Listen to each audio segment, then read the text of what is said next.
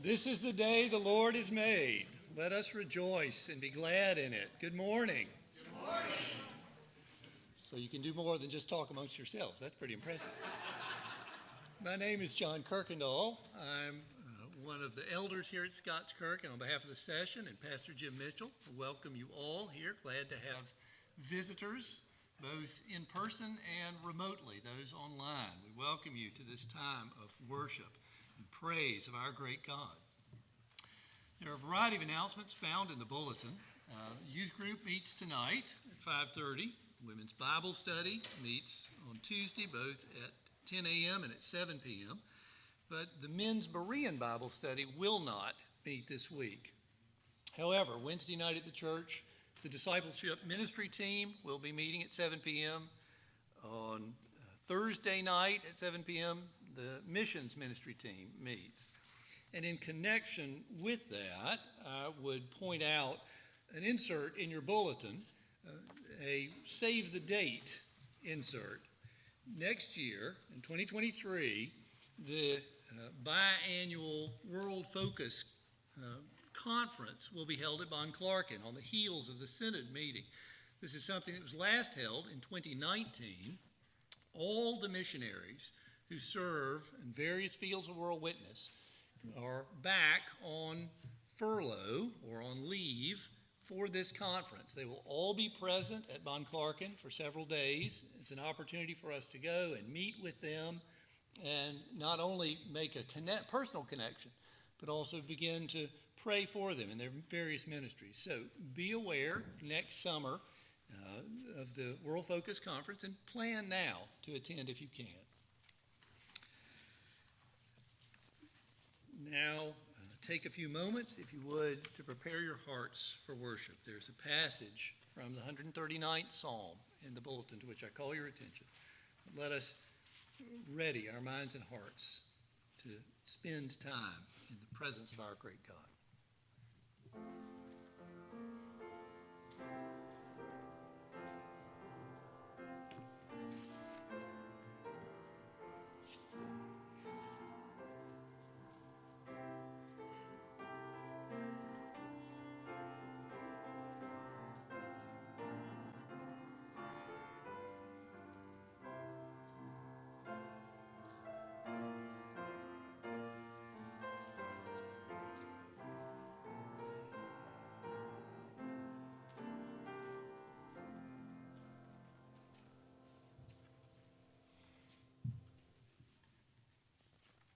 Hear the words of Psalm 34 as our call to worship this morning. I will bless the Lord at all times. His praise shall continually be in my mouth. My soul makes its boast in the Lord. Let the humble hear and be glad. Oh, magnify the Lord with me, and let us exalt his name together. Brothers and sisters, magnify the Lord with me. Please stand as we sing together from Trinity Hymnal, number 710. God of our fathers.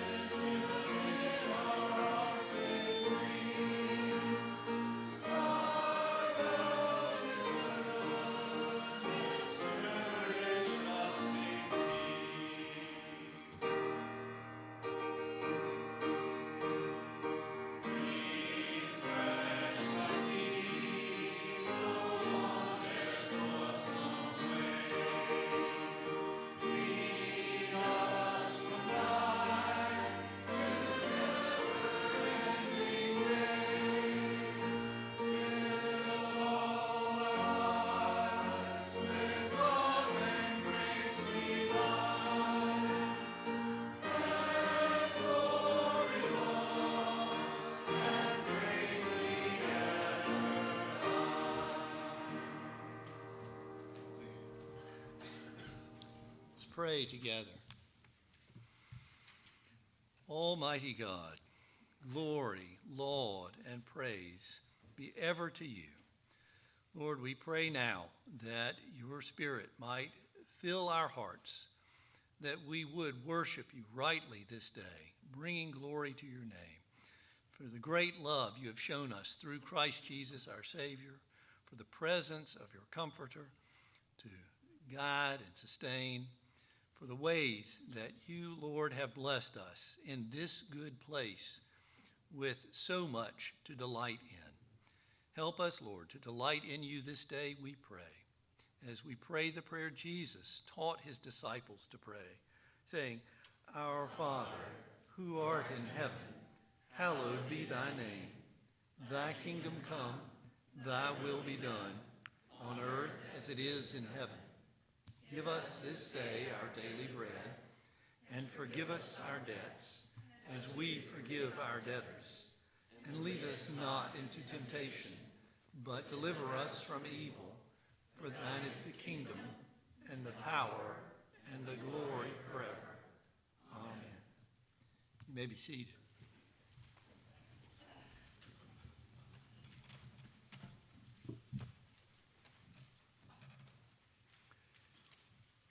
After King David had gone in to Bathsheba, the wife of Uriah the Hittite, and arranged for Uriah's death in battle, he was confronted by Nathan, the prophet of the Lord. David, confronted by his great sin, responded in grief and a prayer of repentance. It is part of that prayer that forms the substance of our confession of sin this morning, derived from Psalm 51. Let us read it together, pray it together in unison. Have mercy on me, O God, according to your steadfast love, according to your abundant mercy, blot out my transgressions. Wash me thoroughly from my iniquity, and cleanse me from my sin. For I know my transgressions, and my sin is ever before me. Purge me with hyssop, and I shall be clean. Wash me, and I shall be whiter than snow. Let me hear joy and gladness. Let the bones that you have broken rejoice. Hide your face from my sins, and blot out all my iniquities. Create in me a clean heart, O God, and renew a right spirit within me. Cast me not away from your presence, and take not your Holy Spirit from me. Restore to me the joy of your salvation, and uphold me with a willing spirit. Amen. The royal psalmist knew that God would not reject a repentant heart. And so he celebrates elsewhere. Hear the assurance of pardon from the pen of David, inspired by God, Psalm 32. Blessed is the one whose transgression is forgiven, whose sin is covered. Many are the sorrows of the wicked, but steadfast love surrounds the one who trusts in the Lord. Be glad in the Lord, and rejoice, O righteous. Shout for joy, all you upright in heart. Our confession of faith this morning is taken from the Heidelberg Catechism. Please stand as we respond to these questions. I'll read the questions, and we will read the answers in unison. What is the first petition? Hallowed be your name. That is, grant us first rightly to know you, and to hallow and magnify and praise you in all your works, in which your power, goodness, justice, mercy, and truth shine forth. And further, that we may so order our whole life, in thoughts, words, and deeds, that your name may not be blasphemed, but honored and praised on our account. What is the second petition? Your kingdom come. That is, so govern us by your word and spirit, that we submit ourselves to you, always more and more, preserve and increase your church, destroy the works of the devil, every power that exalts itself against you, and all wicked devices formed against your holy word, until the fullness of your kingdom come, wherein you shall be all in all. You may be seated, and the children will come forward for the children's sermon, which Joel read.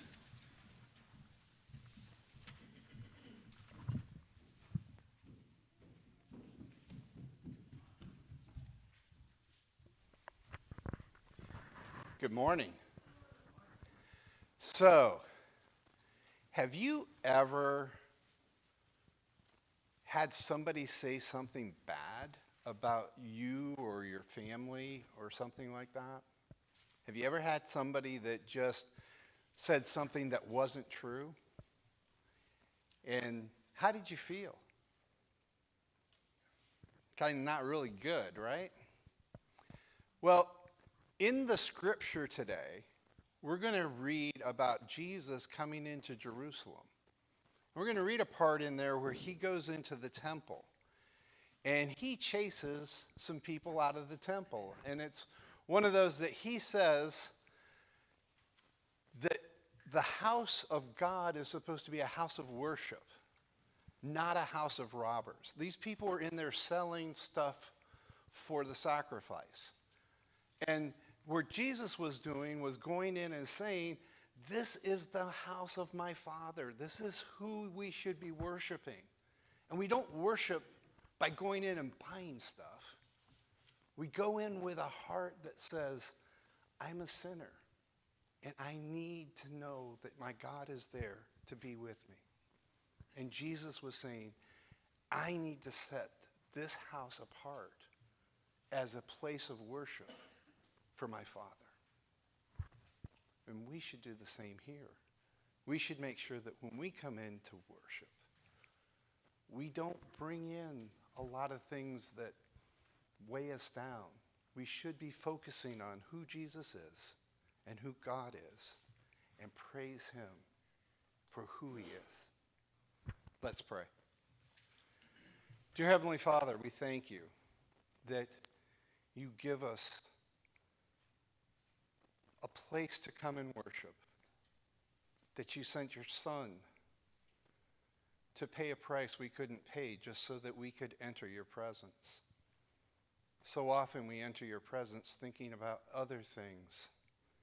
We pray that you would remind us to put those things aside and focus solely on you.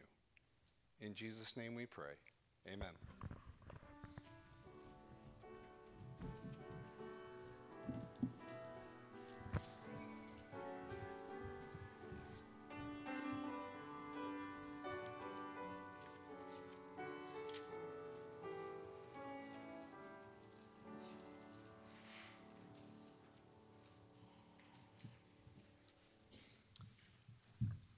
In his providence, the sovereign God of history determined that the Middle East in the Iron Age would be a very dangerous place to live.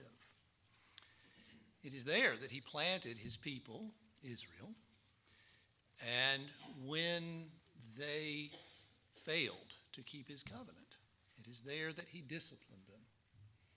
The 8th century BC, the tribes of the north, the northern kingdom of Israel, 10 tribes at least, were hauled off into captivity and ultimately oblivion by the mighty Assyrian Empire. The kingdom of Judah to the south survived, faithful to the Lord under King Hezekiah. But even that did not last. At the beginning of the 6th century BC, a young man named Jeremiah was called to prophesy to the people of Jerusalem. That is the context of this passage from the Old Testament today.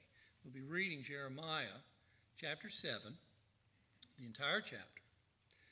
Jeremiah is tasked with bringing a message of judgment to God's people in Jerusalem, for they have failed, just as their brothers to the north failed, to keep God's covenant. and God's judgment has come to them, this time in the form of the Chaldean Empire.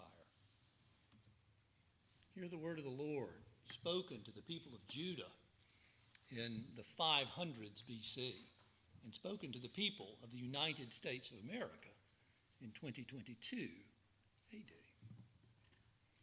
The word of the Lord came to Jeremiah. Stand in the gate of the Lord's house. Proclaim there this word and say, hear the word of the Lord, all you men of Judah who enter these gates to worship the Lord.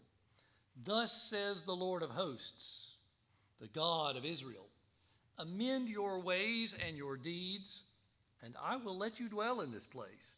Do not trust in these deceptive words. The temple of the Lord, the temple of the Lord, the temple of the Lord. For if you truly amend your ways and your deeds, if you truly execute justice one with another, if you do not oppress the sojourner, the fatherless, the widow, or shed innocent blood in this place, and if you do not go after other gods to your own harm, then I will let you dwell in this place, in the land that I gave you of old to your fathers forever. Behold, you trust in deceptive words to no avail. Will you steal, murder, commit adultery, swear falsely, make offerings to Baal, and go after other gods that you have not known? And then come stand before me in this house, which is called by my name, and say, we're delivered, only to go on doing all these abominations? Has this house, which is called by my name, become a den of robbers in your eyes? Behold, I myself have seen it, declares the Lord. Go now to my place that was in Shiloh, where I made my name dwell at first, and see what I did to it because of the evil of my people Israel. And now, because you have done all these things, declares the Lord, and when I spoke to you persistently, you did not listen. And when I called you, you did not answer. Therefore, I will do to the house that is called by my name, and in which you trust, to the place that I gave to you and to your fathers, as I did to Shiloh. I will cast you out of my sight, as I cast out all your kinsmen, all the offspring of Ephraim. As for you, do not pray for this people, or lift up a cry of prayer for them. Do not intercede with me, for I will not hear you. Do you not see what they are doing in the cities of Judah and in the streets of Jerusalem? The children gather wood, the fathers kindle fire, the women knead dough to make cakes for the queen of heaven, and they pour out drink offerings to other gods to provoke me to anger. Is it I who they provoke, declares the Lord? Is it not themselves to their own shame? Therefore, thus says the Lord, behold, my anger and my wrath will be poured out on this place, upon man and beast, upon trees of the field and fruit of the ground. It will burn and not be quenched. Thus says the Lord of hosts, the God of Israel, add your burnt offerings to your sacrifices and eat the flesh. For in the day that I brought them out of the land of Egypt, I did not speak to your fathers or command them concerning burnt offerings and sacrifices, but this command I gave them. Obey my voice, and I will be your God, and you shall be my people. And walk in all the way that I command you, that it may be well with you. But they did not obey or incline their ear, but walked in their own counsels and the stubbornness of their evil hearts, and went backwards and not forward. From the day that your fathers came out of the land of Egypt to this day, I have persistently sent all my servants, the prophets, to them day after day. Yet they did not listen to me or incline their ear, but stiffened their neck. They did worse than their fathers. So you shall speak all these words to them, but they will not listen to you. You shall call to them, but they will not answer you. And you shall say to them, this is the nation that did not obey the voice of the Lord their God and did not accept discipline. Truth has perished. It is cut off from their lips. Cut off your hair and cast it away. Raise a lamentation on the bare heights, for the Lord has rejected and forsaken the generation of his wrath. For the sons of Judah have done evil in my sight, declares the Lord. They have set their detestable things in the house that is called by my name to defile it. And they have built the high places of Topheth, which is the valley of the sons of Hinnom, to burn their sons and daughters in the fire, which I did not command, nor did it come to my mind. Therefore, Behold, the days are coming, declares the Lord, when it will no more be called Topheth, or the valley of the sons of Hinnom, but the valley of slaughter. For they will bury in Topheth, because there is no room elsewhere. And the dead bodies of the people will be food for the birds of the air and the beasts of the earth, and none will frighten them away.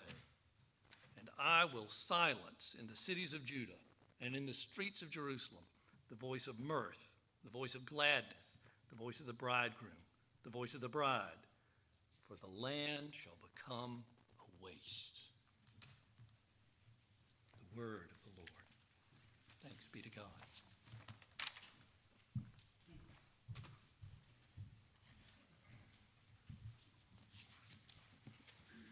Let us go before Almighty God once again in prayer.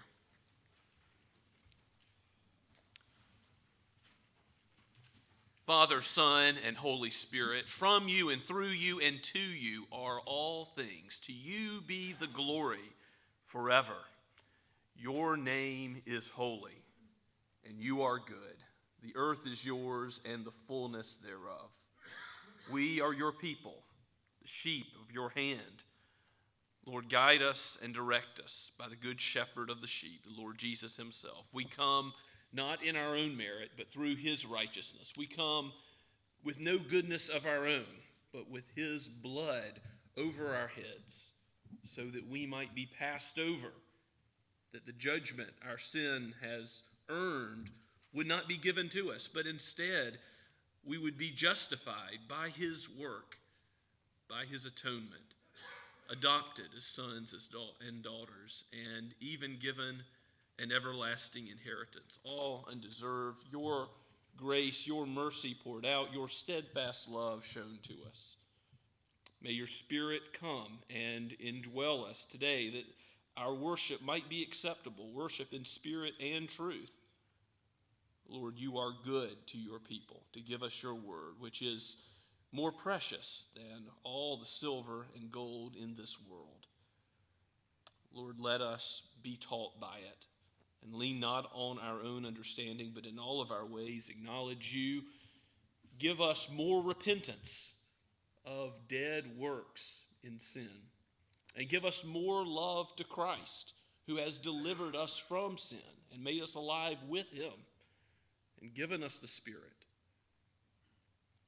Lord, help us, even as you have called us to new life, to keep our eyes fixed on the Savior, so that we might run the race with endurance. Lord, help each member of Scots Kirk, everyone who hears your word today, to turn to Christ. If there are any who have not yet turned to him for the first time, draw them to yourself. And for those who already know the Savior, build up your church, strengthen and sanctify by your word, so that we might declare your praise. We pray this because we know we are utterly dependent on you. We cannot do it in our own flesh, in our own strength. We ask you to be at work, even as your word is read and proclaimed, even, Lord, as you have called us to love one another, to love the lost in our neighborhoods and at our workplaces. Father, help us to do deeds of love and mercy as you've called us to do in your strength. And give us wisdom. Give us grace to know how to interact, when to speak and when to be silent, when to act and when to refrain from acting. Lord, give those who are dealing with difficult personal issues your comfort and strength now. Father, you know the things that make us anxious, that give us worry. Give your people peace. Give your people comfort in the gospel and in your abiding care, in your faithfulness. Father, we think about your goodness to all men and how you have given us an answer to the prayers of generations with the overturning of Roe versus Wade. And we pray for strength in the days ahead, that your people might articulate the truth that all human beings are made in your image, so that we might lead the way in South Carolina and in the other states that are willing to stand up for what is true, that others would come along and in due time cast off this great evil of abortion, which we have known the slaughter of for so long, for 50 years. And in the world, we think of all the other nations of the world, which still, in large part, follow after this great false god that calls to the sacrifice, the bloody death of the unborn. Lord, help this come to an end, that we might look back on it with shame, and that your people and revival might come through the work of your people in standing up for the truth. And even to the unbelievers, that you might give common grace to see the decency to which human beings are worth, even in the location of the womb, even with dependence on the mother, even with small in size and the number of cells that they are. Father, we pray and thank you for all your goodness shown to us. We do pray for kings and for presidents and for congresses and for the Supreme Court. We think of all these leaders that we pray for, not only in our nation but around the world, and give you praise for how you do turn the hearts of kings to do your will. We think of how they are ultimately in your hands. We depend on you for all that goes on in this world. And we pray for those who are in every branch of the armed forces in this country. And we think about other nations around the world, in places like Ukraine and Russia and the world over, for all those who defend the right, who protect the innocent, and who do not shed blood unjustly, who do not use force without justification. For them we pray that you would uphold them, protect them, guard them. And for any who wrongly do violence, Lord, thwart their efforts and stop them. For you break the bow, you break the spear, you burn the chariot with fire. You are the one who calls us to a day when the lion will lie down with the lamb. There will be peace, and we thank you for that. And until that day comes, we ask that you would help us to live, as far as it depends on us, at peace with all men. Lord, we thank you for the one who has called us to worship in freedom today. We know, again, that we are utterly dependent on you for this great blessing. And we pray for the days ahead that you would be kind and gracious to continue to allow this freedom to exist in this place and in these United States. We ask, Lord, that you would give us hearts of gratitude more and more, that we might, with thanksgiving, call upon your name and give you the praise that you are due, that we would come together and not neglect this great privilege of bowing before you, the King of all the earth. For we do not have to go to the temple in Jerusalem to worship, but we are able to worship in spirit and in truth right here in Summerville, South Carolina, or wherever we are found. Our pilgrimage is not far to come together under the banner of Christ and his love. We thank you for this Savior, this King. We thank you, O Lord, for you are working in your people, and you are leading us all the way home. We pray in Christ's name. Amen. As we continue to worship this morning, let us stand as we sing once again of Christ's church. Glorious things of thee are spoken.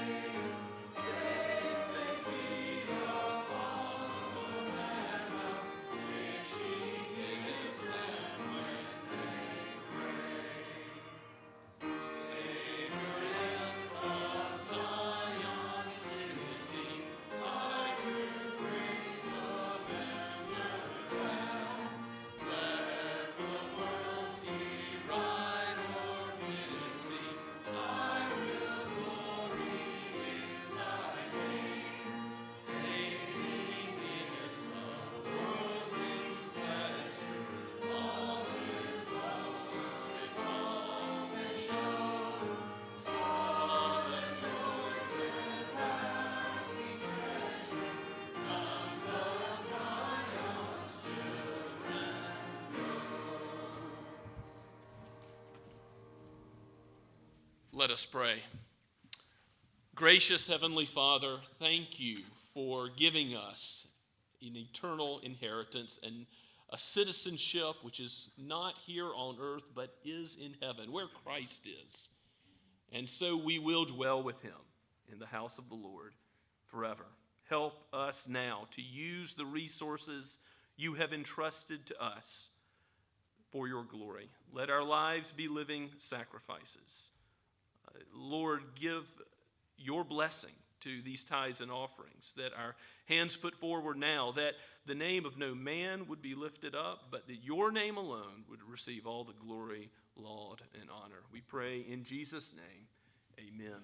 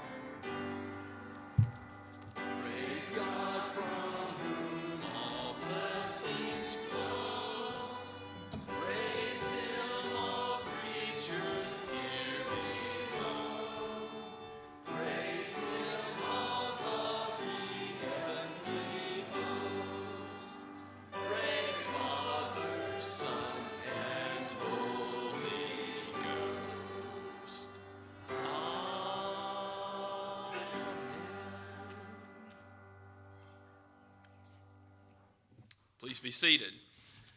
It's good to be back with you this Lord's Day. We are in Luke chapter 19, and we will read through the end of the chapter. If you recall, 2 weeks ago, Jesus has just entered triumphantly, being proclaimed as the King of the kingdom that he is, Jerusalem, the place where he's been headed as he set his face to completing his mission, his goal of laying down his life as a ransom for many, to go to the cross, to die for sinners, and to be raised from the dead in victory. That is all going to happen now within a week. So Luke's gospel slows down and focuses on these last days of Christ's life before his death and resurrection. As he enters Jerusalem, we're going to read now, picking up at verse 41 and on into chapter 20 through verse 8. Let us hear God's word penned by Luke the physician, breathed out by the Holy Spirit for each of us today. And when he, that is Jesus, drew near and saw the city, he wept over it, saying, "Would that you, even you, had known on this day the things that make for peace. But now they are hidden from your eyes. For the days will come upon you when your enemies will set up a barricade around you and surround you and hem you in on every side and tear you down to the ground, you and your children within you. And they will not leave one stone upon another in you, because you did not know the time of your visitation." And he entered the temple and began to drive out those who sold, saying to them, "It is written, my house shall be a house of prayer, but you have made it a den of robbers." And he was teaching daily in the temple. The chief priests and the scribes and the principal men of the people were seeking to destroy him, but they did not find anything they could do, for all the people were hanging on his words. One day, as Jesus was teaching the people in the temple and preaching the gospel, the chief priests and scribes with the elders came up and said to him, "Tell us by what authority you do these things, or who it is that gave you this authority." He answered them, "I also will ask you a question. Now tell me, was the baptism of John from heaven or from man?" And they discussed it with one another, saying, "If we say from heaven, he will say, 'Why did you not believe him?' But if we say from man, all the people will stone us to death, for they are convinced that John was a prophet." So they answered that they did not know where it came from. And Jesus said to them, "Neither will I tell you by what authority I do these things." Let's pray and ask for God's help. O Lord Jesus, you are our Master and our Lord, our authority. You are the Lord who deserves our worship, and you are the Lord of our worship. So teach our hearts to worship you aright, not only in external matters, but in the soul. Give us repentance that turns away from sin and every inclination to love it, to hate it, and to abhor it, and to love you all the more, to follow you. And by your Spirit, convict us of sin and of righteousness, and show us the way in which you would have us to walk in the joy of the good news of the gospel, that we are yours and you are ours, Lord Jesus, forever. In your name we pray. Amen. So as Christ comes in and hosannas ring out and the palm branches are thrown down, it's a jubilant occasion.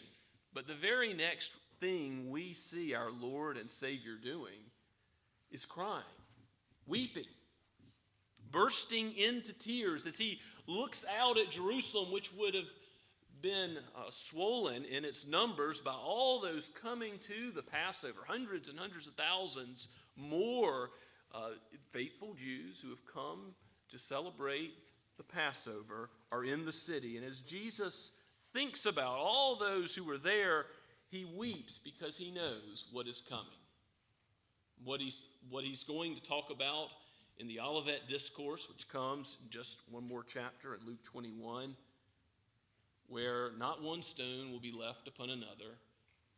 Titus, under orders from his father, will come in 70 AD, and he will kill men, women, children. He will raze the city to the very ground so that it looks like no civilization has ever been there. He will come after holding the city under siege, encircling it. He will hold the city under siege in such a way that starvation ensues, cannibalism ensues, and then violence, both amongst those who are within the walls, and then from the Roman occupiers and the Roman victors as they conquer Jerusalem.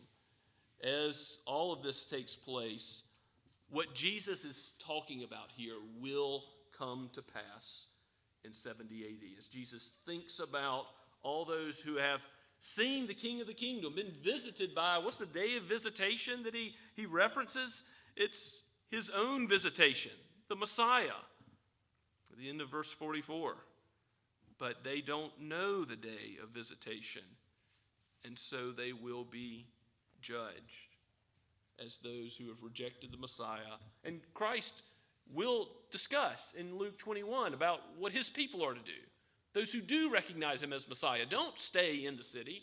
Don't go behind the walls for protection, but flee to the mountains. Do what's not the normal thing, what's counterintuitive. And then you will have protection as God himself will watch over them. So there are some that are saved, but they're not the 1.1 million Jews that Josephus records were slaughtered in Jerusalem in this great and horrible bloodshed. I encourage you, if you've never read Josephus and the War of the Jews, the Jewish Wars, look at some of the passages where he describes the destruction of Jerusalem and understand what's causing Jesus to burst into tears here. The Lord does not delight in the death of the wicked. The Lord longs that we would repent and turn to his Messiah and be saved. This is right. This is good. But those within the walls of Jerusalem, Jesus knows, are rejecting him and will face this judgment. And he weeps over that very fact.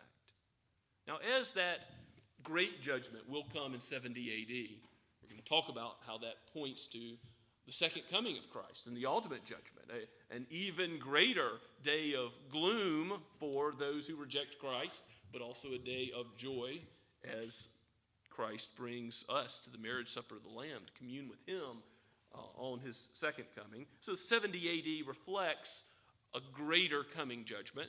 There's a mini judgment that happens in verses 45 and 46, where Jesus comes to the temple and drives out those who are selling there. He says, quoting from Jeremiah, which we had read earlier, "My house shall be a house of prayer, but you have made it a den of robbers." It might seem like a convenience for those who have traveled from afar to get a sacrificial animal just sold to them right there in the outer courts of the temple. But this was not a convenience. This was a scheme. This was a money-making plan that the leaders of Israel had come up with so that they had temple inspectors who would turn away many animals that were brought so that you would, being left without a sacrificial animal that was good enough, be forced to buy one of theirs at a steep markup. And this fact is not the selling alone that is the problem. It's that the temple isn't about the proclamation of God's word and prayers, not what it should be about. There's false worship, a formal worship, but no worship of the heart. A saying that I love the Lord with my lips while hearts are far from him, just as was going on in Jeremiah's day. So it's happening again, that there are those committed to going home and continuing in sin. There's no true repentance. There's no true hatred of sin. There's no turning away from sin. There's an intention to continue on in sin while worshiping God and continuing to rob those who would come during the Passover week again and again. And if you look at Mark and the parallel text that is given in Mark 11, verse 17, Jesus says that the Lord's house shall be a house of prayer for the nations. There's that added phrase, for the nations. These temple inspectors were set up in the courts of the Gentiles, in the outskirts of the temple. So what else had the Jews done? They had supplanted the opportunity of the Gentiles to come to the temple because they hated them. So Jesus is also rebuking the hatred of the Gentiles, because why? The gospel is about to go out like a mushroom cloud to all the nations. Remember at the end of Matthew's gospel, Matthew 28, in the Great Commission, Jesus tells us to go and to proclaim the gospel, teaching and baptizing in the name of the Father, Son, and the Holy Spirit, to go to all the nations. And of course, that's just what happens in Luke's second gospel, Luke's second volume, the book of Acts. The gospel goes out to the nations, and we see the progress of the gospel through the known world at that time. Also, it's interesting that this is not the first time Jesus has cleansed the temple. I don't know if you recognize that, but in John chapter 2, the very first time Jesus cleanses the temple, it's right at the start of his ministry. The wedding at Cana is John chapter 2, his first miracle. But there he weaves a whip together. So he drives out those money changers with some violence. And some might say, well, is that legitimate use of force? Is that legitimate violence? What right does Jesus have to do these things? Well, guess what? He is the Lord of the temple. He's proclaiming ownership of the establishment. You know, if you're a problem in an establishment, what can the bouncer do? Pick you up by the lapel and cast you out. And it's legitimate because you haven't followed the rules. You're not doing what you ought to be doing. You're physically removed. Here Jesus is physically removing those who are wrongly using the temple grounds for profit and seeking to store up treasure here on earth where moth and rust destroy rather than treasure in heaven. Jesus is not only going to use the whip to chase them out, but he in John chapter 2, he flips over the tables. He empties out their money all over the place. You look at Exodus 22, places that talk about the legitimate use of force. And here's a legitimate use of force if there ever was one. It's Jesus being Lord of the temple. And we're not told that he does that here in the second temple cleansing in Luke's gospel. But we know that there is a place for that and that Jesus is the Lord of the temple. And he does it twice. Well, why is there repetition in Scripture? To emphasize the importance. What should God's house be? Not a place of sin, but a place of prayer. And prayer characterizing true worship, I know you might be thinking about the Declaration of Independence on July the 4th, and that's fine as it regards King George in England and our history. But prayer really is a declaration of dependence. If we pray, if prayer has a prominent place in worship, as it ought to, as all the Psalms point us to prayer and its important place in the worship of God, as Jesus himself taught us to pray, as the whole armor of God in Ephesians 6 is undergirded with the pray always in the Spirit, following all the pieces of the armor.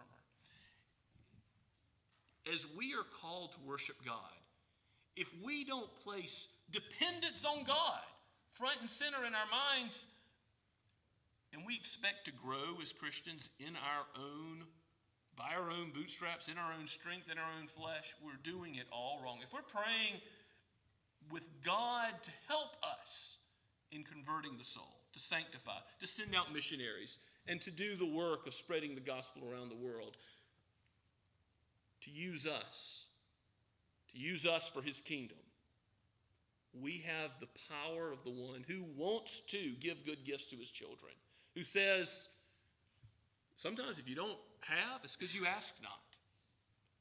Here is God who delights to answer prayer for us.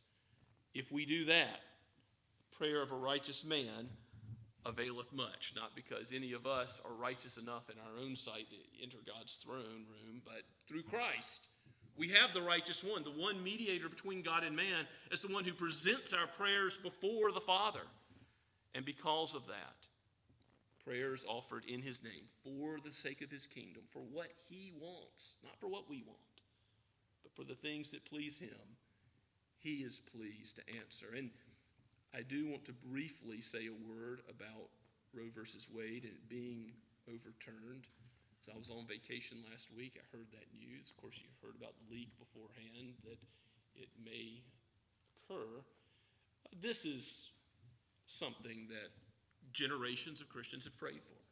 Generations of Christians have acted and labored to speak up for the unborn who could not speak up for themselves. If you think about God and his way he has woven together the unborn and their life in the womb, as Psalm 139 puts it, what is due to think about now? Let's praise God, first of all, for this step occurring in our nation. Now, the states have their responsibility to do what is right in each individual state. And South Carolina has already done some things. There'll be some things in the future that let the people of God continue to pray. Let us continue to not think we're going to do this in our own strength, but let us depend on God. And may it be the case that we would be a light to other states, to the world, to do what is right regarding human life. Repentance in prayer, true repentance from the heart, has already been addressed as these Pharisees have come to worship God while intending to rob the Pharisees, the religious leaders, the scribes, all those who are in places where they should have known the Messiah but were rejecting him. They are coming to continue to rob the people do this exercise of inspections and selling animals in the temple courts, and at the same time say they love the Lord.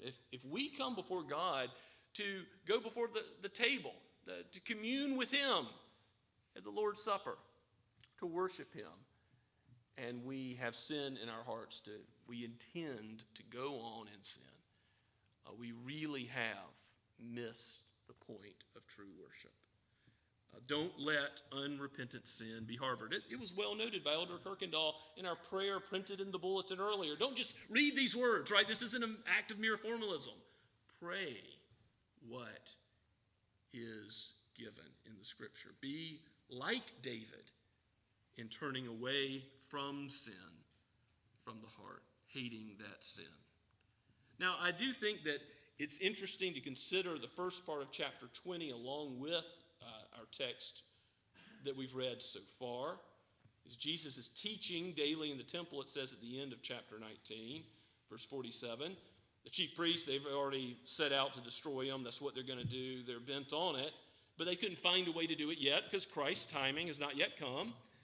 And then in chapter 20, we see a way in which Jesus was teaching. So it says in verse 1 of chapter 20, one day as Jesus was teaching the people in the temple and preaching the gospel. What is the gospel? The good news of Christ himself coming to save sinners. We already told the people are hanging on his words. They're being fed by the good shepherd of the sheep.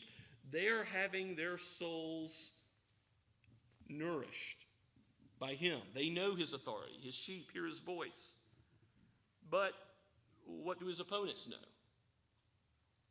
They just know they want to kill him. They don't know how to acknowledge his authority rightly. So Jesus takes their trap question and in his teaching gives them a question back. Tell us by what authority you do these things, or who it is that gave you this authority. Of course, it's the Father. We have many times in John's gospel, Jesus says, I came to do the work of the Father. I speak what the Father gives me. Jesus is the true prophet of prophets. What's the test of the true prophet, by the way, from Deuteronomy 18? That his words come to pass. That what he says occurs. Will Jesus' words come to pass? Will all that he said about the temple and its destruction occur? It will. He's a true prophet, but he's the prophet of prophets. He's not only a king, he's not only the priest who saves through the gospel of himself and laying down his life and taking it up again, but he is the prophet who speaks with perfect authority. All of the scriptures point to him, he says in Luke 24 on the road to Emmaus. He knows the meaning of Scripture and its application in perfection, in every situation. And yet, he doesn't say to his opponents right now, because of his timing, when he's going to die, when he lays down his life, nobody's going to take it from him. He doesn't tell them what authority he has to be speaking and teaching in the temple. Instead, he says, I'm going to ask you a question. It's about John the Baptist. Was his baptism from heaven or from man? And they know that popularly the people believe that John was a prophet. And indeed, John was a prophet, the greatest born among women, the one connecting the old and new covenants, the one that baptized Jesus himself. Of course, if he baptized Jesus, where was his baptism from? It was from heaven, where Jesus is from. But here, the Pharisees, the religious leaders, the chief priests and scribes and elders that are questioning Jesus, they don't know how to answer him, because if they say it was from heaven, they've acknowledged that Jesus and his ministry is legitimate. And if they say from men, they're worried that the crowds who believe John might rise up to stone them. And so they say, we don't know. We are ignorant of the things of God. Those who should be the teachers of Israel and know these things, they say, we don't know.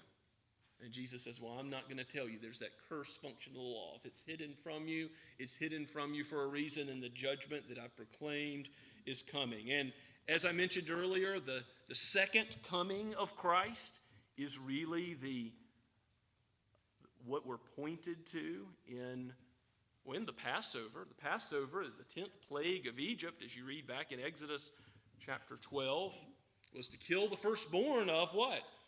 All those in Egypt. except those who had the blood over their doorposts.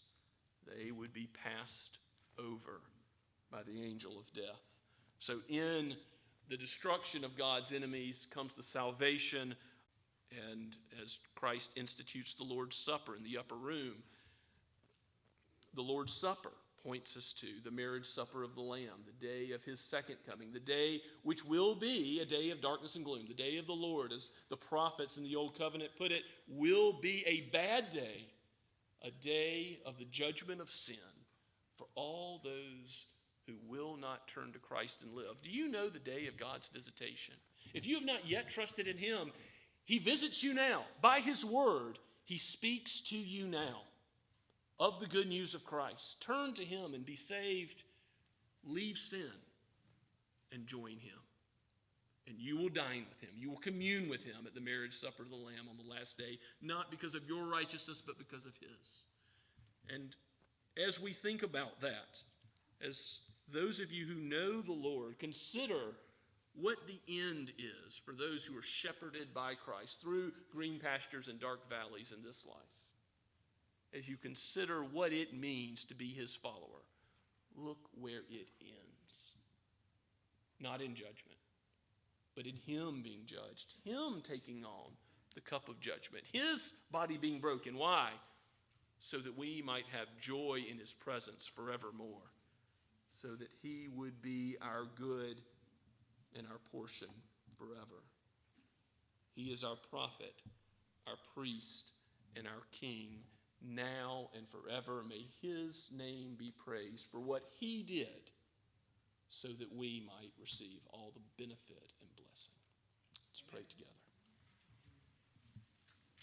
O Lord, we thank you for Jesus, that he has put the blood over our head, as it were.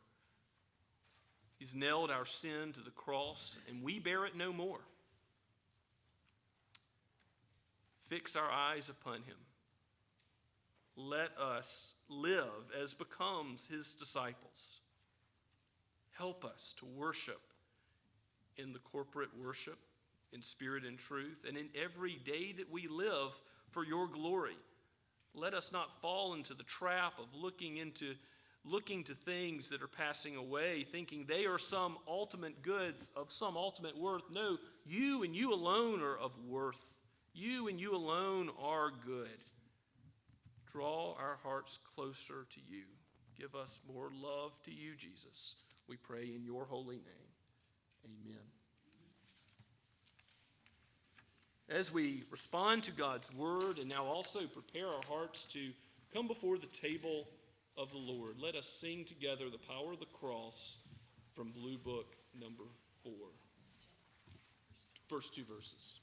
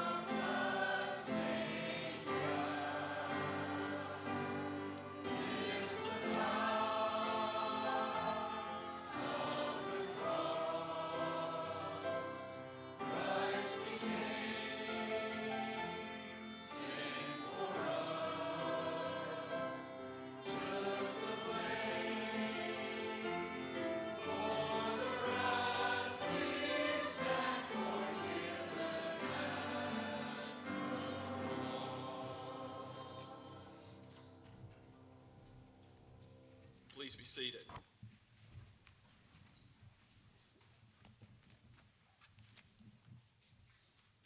I remind you all that this is not the table of Scots Kirk or the Associate Reformed Presbyterian Church.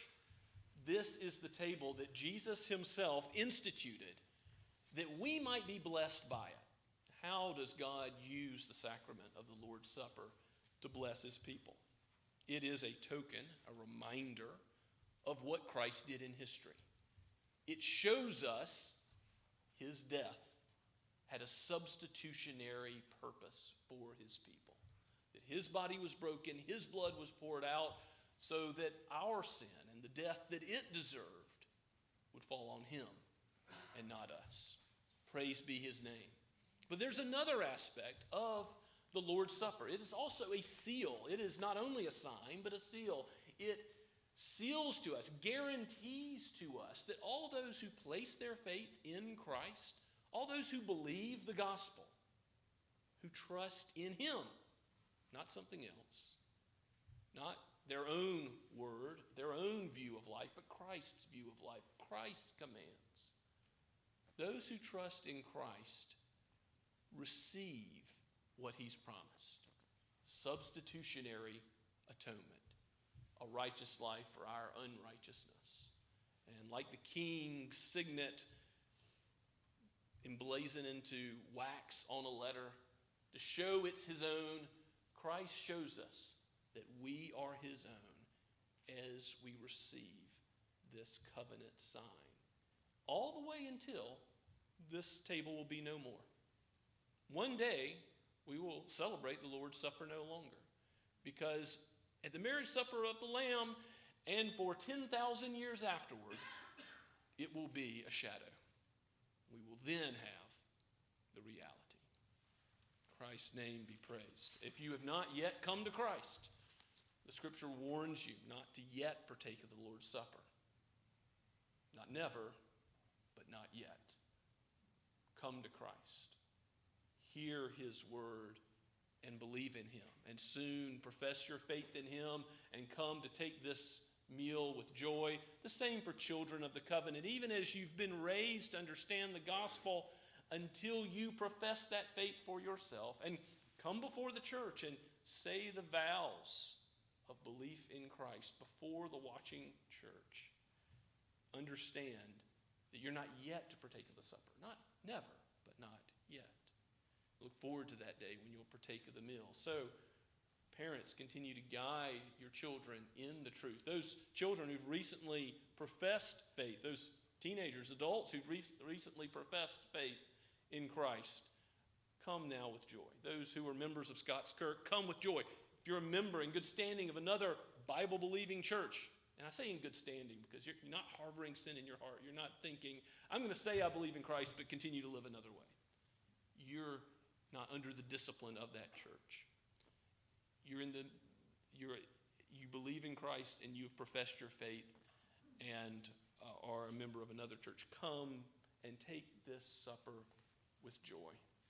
For Christ is good in giving us this sign and seal. I normally read from 1 Corinthians chapter 11 as the standard text for the institution of the Lord's Supper, but this morning I thought I would read from Luke 22, where Christ gives the words of institution. In Luke's gospel, the verbiage is similar, but it connects the Lord's Supper to the Passover.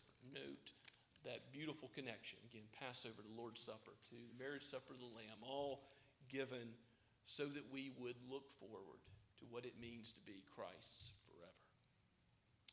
And when the hour came, he, that is Jesus, reclined at table, and the apostles with him.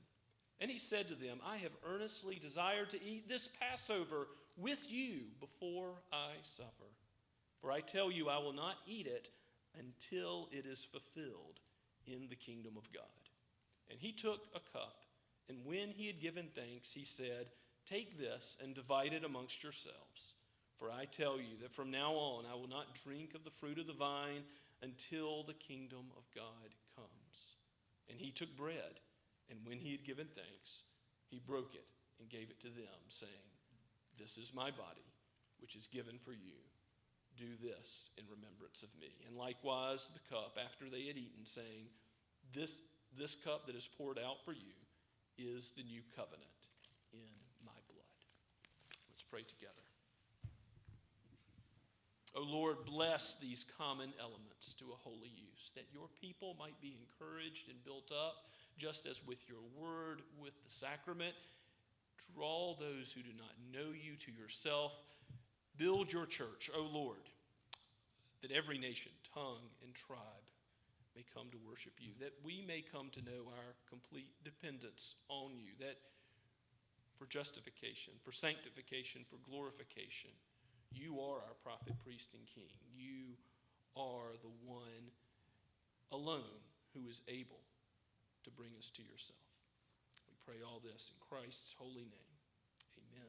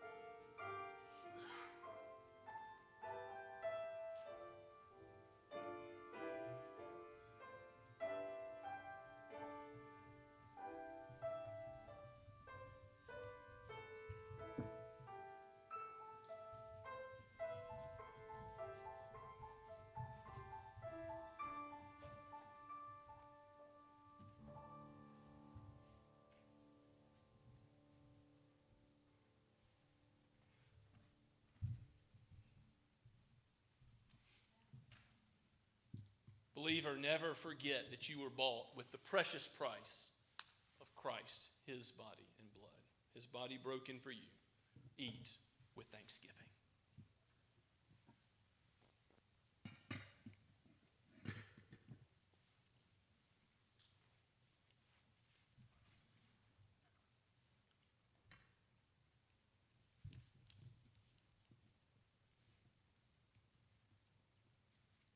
And likewise, after they had eaten, he gave them the cup, saying, This cup that is poured out for you is the new covenant in my blood.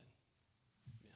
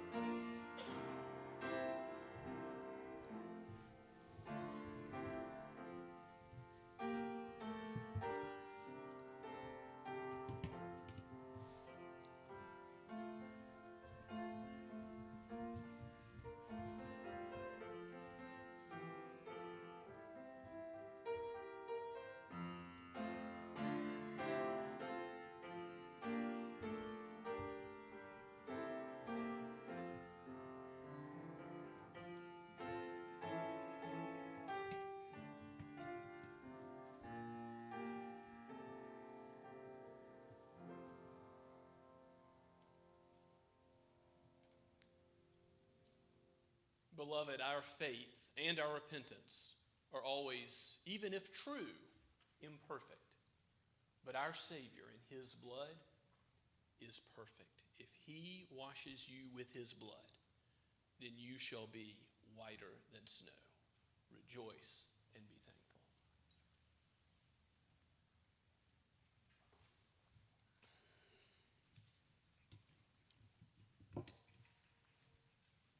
Let us pray together. O Lord, we give you thanks for your wisdom in seeing that we need this appeal to our senses, this tangible sacrament, and how we need your word. May it sink down into our hearts. Remove our heart of stone and give us a heart of flesh that beats for you. Let us walk more closely with you by your Spirit's power. May we go with your grace empowering us to live as those who are forgiven and forgiving others. We pray in Jesus' name. Amen. And let's stand now and sing the final two verses.